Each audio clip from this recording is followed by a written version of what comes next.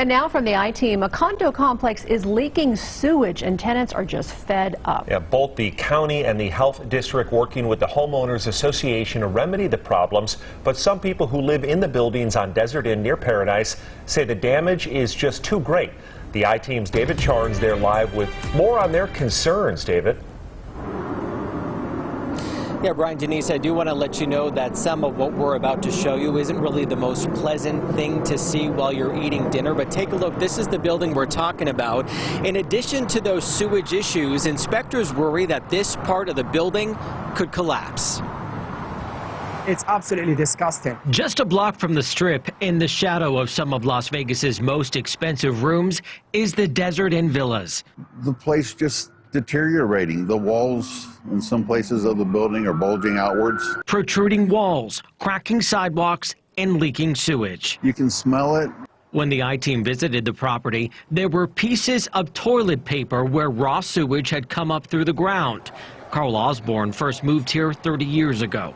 I'm really sad that it's gone downhill the way it has. The I-Team finding this building report from February, an inspector noting clogged pipes are allowing gray water, that's everything but from a toilet, to flow onto sidewalks and into driveways. The inspector also finding pool barrier walls buckling and signs of structure failure. Omar Mazagu owns a condo here. You know, it's extremely dangerous. He says his apartment flooded earlier this year, and now he won't even sleep here. I have been homeless for 9 months, even though I own my property.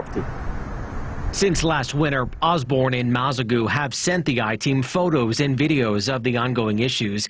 Issues like county inspectors deeming the building's front lobby an imminent hazard to public safety. One side of the building seems to be tilting one way. Stand out in front of the building, you can kind of see it.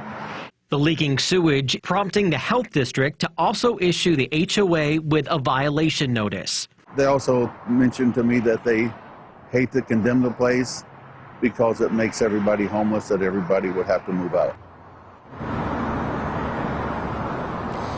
Now, because of that hearing from the health district, the HOA has to attend a hearing, that is, to talk about those sewage issues. Now, I reached out to the company that runs this building, manages the building for the HOA. They say they are doing everything they can to make these fixes, but that fixing those pipes would cost the HOA upwards of $1 million. We're live near Desert Inn in Paradise tonight. I'm David Charnes, live, local now. Brian and Denise. David, what happens next, essentially, and can people still live there right now? Yeah, you know, I think a big part of this story is people are living in this building, many of them veterans, so there will be that hearing about the sewage issues, and then the county is saying that the HOA has to fix these problems in the next couple months. They have issued a second order for that, the work not done when it was supposed to be done a couple weeks ago. So they're working on this, but again, these are some hefty fines in a pretty pricey part of town. Brian, Denise.